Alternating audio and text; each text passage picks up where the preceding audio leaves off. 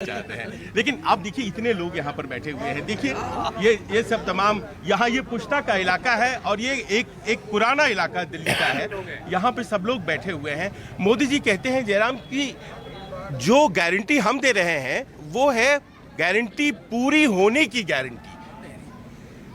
आपने जो गारंटियां दी है, मान कर चलिए जो आपने वादे किए थे 2014 में, वो अभी आप कह रहेंगे वो गारंटी है, पर क्या वो पूरे हुए?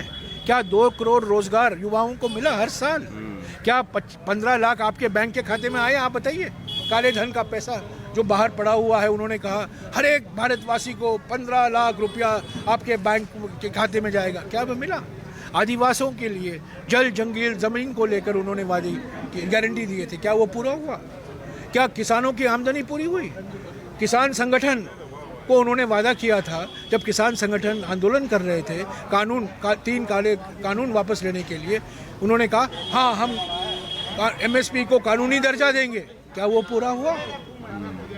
तो मोदी जी का उनकी विशेषता ये है, वो बोल देते हैं पर उनका कोई मकसद नहीं है उसको पूरा करने का, नीयत साफ नहीं है उनकी। आप जानते हैं इस बात को कि कितने भी आप मोदी जी को कह लीजिए, लेकिन पिछली 2 बार का उनका ट्रैक रिकॉर्ड है, आपको मैच करने में दिक्कत तो होगी। अब देखिए कैसे दिक्कतें हैं। आप यहाँ पर साथ हैं आम आदमी पार्टी के, पंजाब में आप साथ नहीं हैं, तो थोड़ा बहुत कंफ्यूजन सा स्थिति है। कंफ्यूजन नहीं है। अब उस दिन डेरेक ओब्रायन को मैंने देखा वहाँ पर, लेकिन आप टीएमसी के साथ बंगाल में नहीं हैं।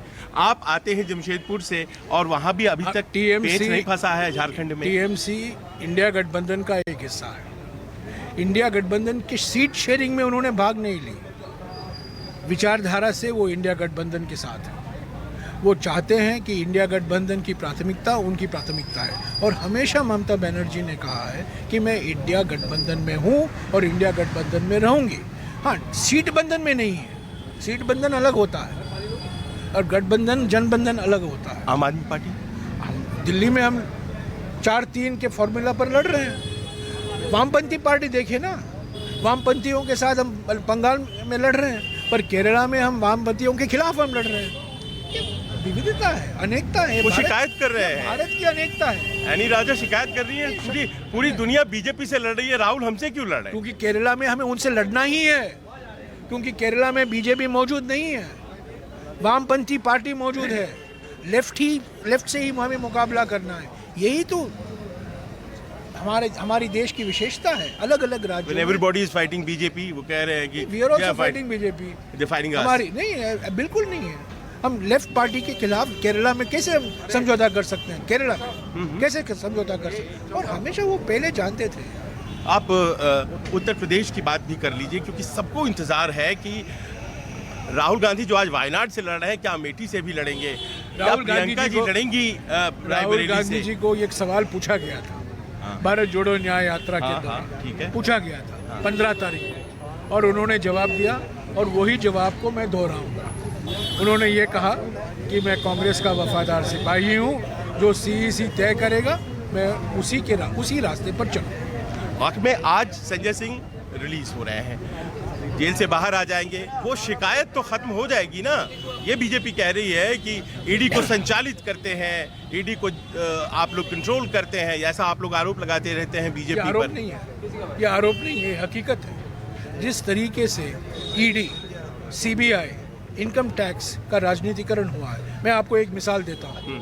2014 में प्रधानमंत्री देश अलग अलग राज्यों में देश घूमे और मनमोहन सिंह जी की खूब आलोचना की एयर इंडिया केस को लेकर, एयर इंडिया घोटाला, और अपने पॉकेट से वो सीएजी की एक पर्ची निकाली। तो वीपी सिंह भी निकालते थे। अभी क्या हुआ?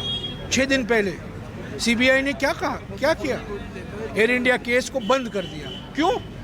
क्योंकि तब के नागरिक उड्डयन मंत्री प्रफुल्ल पटेल बीजेपी में शामिल हो गए। जब वो बीजेपी में शामिल हो गए तो अचानक ये केस बंद हो गया। मैं कहता हूँ प्रधानमंत्री को, पूर्व प्रधानमंत्री डॉक्टर मनमोहन सिंह जी से माफ़ी मांगनी चाहिए, और अगर प्रफुल्ल पटेल को हिम्मत है, प्रफुल्ल पटेल को खड़े होकर कहना चाहिए, मोदी जी आपने मुझे दागी कहा 10 साल पहले, आज मैं आपके साथ हूँ, मुझसे माफ़ी मांगिए। 10 साल पहले आपने क्या कहा था? और मैं अनेक ऐसी मिसाल आपको गिना सकता हूँ।